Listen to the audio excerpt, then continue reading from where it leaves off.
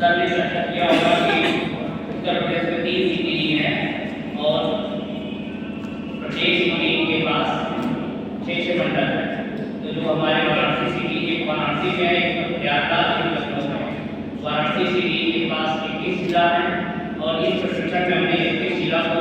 लक्ष्य बनाया और 300 शिक्षकों को प्रशिक्षण देने का ही हमारा टारगेट था, जिसमें से हम 90% का जो टारगेट है उसको पूरा कर चुके हैं और 2 अंतिम फेरा बचा हुआ है, 27, 28, 30 को है। और यह जो पंचम फेरा है इसमें तो आपकी उपस्थिति है, हर फेरे में जो उपस्थिति रही हमारी बहुत ही संतोषजनक रही। और जो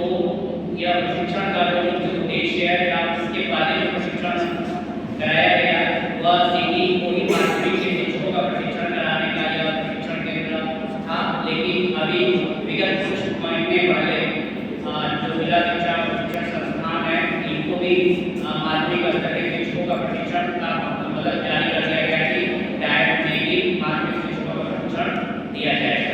जो समग्र शिक्षा के अंतर्गत यह योजना चलाई जा रही है। तो इस तरह से जो हमारा जो उद्देश्य है इस प्रशिक्षण का कि हम बच्चों के बीच में जाके इस प्रकार से इसे क्रियान्वयन करें या कराएं, तो उसमें हमारा मुख्य है कि जीवन कौशल। आपने पीपीटी के माध्यम से 3 दिनों में देखा होगा, अगर सीरियस आपने प्रशिक्षण को लिया होगा। जब प्रशिक्षण एक ऐसी होता है कि हम अलग अलग जगहों के शिक्षकों के साथ बातचीत करते हैं और एक अच्छा अवसर है, एक अच्छा बात करने का मंच मिलता है, जिसमें कि एक दूसरे जिले में हमारी शिक्षा की गुणवत्ता या शिक्षा का स्तर क्या है यह भी बातचीत करने का अवसर मिलता है। फिर एक तरफ से हमें रिचार्ज होने का अवसर मिलता है, ऊपर से हम हमारे जो माध्यमिक स्तर में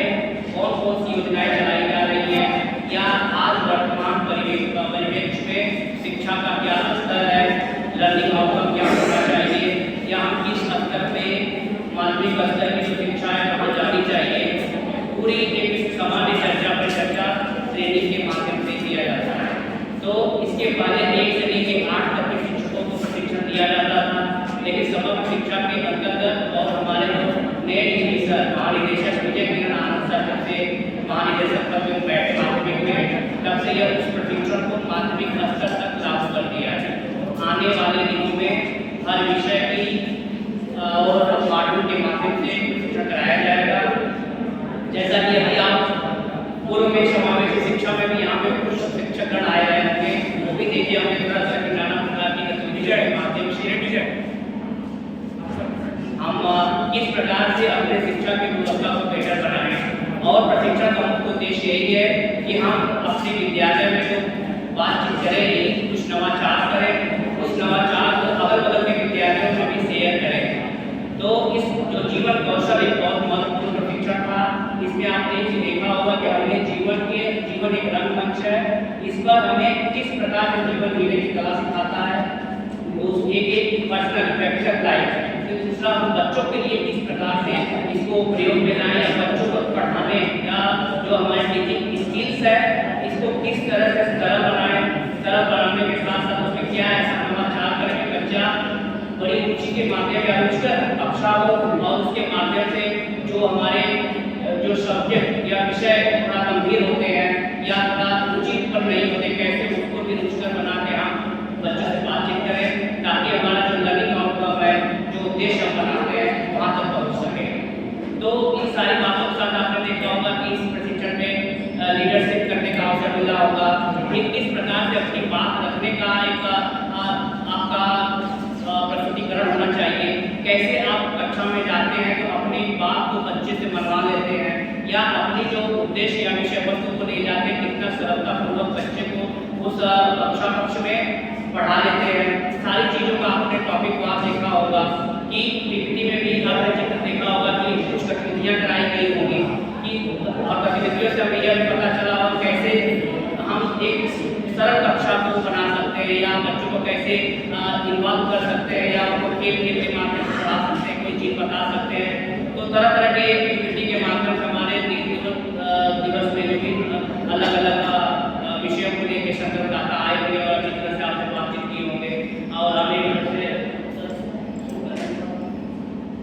हम एक तरह से मंच में बैठे हुए सब लोग का धन्यवाद करते हुए अपने आप को धन्यवाद और स्वागत करते हुए सर्टिफिकेट वितरण करने का जो कार्यक्रम है संपादित करते कार्यक्रम समाप्त करते हैं। मंच पर बैठे हुए हमारे सर जो कि इस कार्य के संचालक थे और सर एक संस्थान में इंजन भूमिका के रूप में काम करते हैं ताकि सर अभी व्याख्यान देने आ जाएंगे तो आपको आपसे जुड़े हुए जितने भी प्रश्न हैं उसको तार्किकता के साथ आपसे प्रश्न करीब करने की क्षमता है सर में। तो सर अपने आज के दौर में भी अब सर का एक तरह से अंतिम पड़ाव तरफ जा रहे हैं कि हम लोग तो सफर शुरू कर रहे हैं तो उस दौर में सर एक चीज नहीं होने देते हैं कि हमारा अंतिम पड़ाव है सर 10 बजे आ जाते हैं और इस प्रशिक्षण के जो संचालन की भूमिका होती है उसे अच्छी तरह से बखूबी अदा करते हैं। तो सर को हम पूरे देश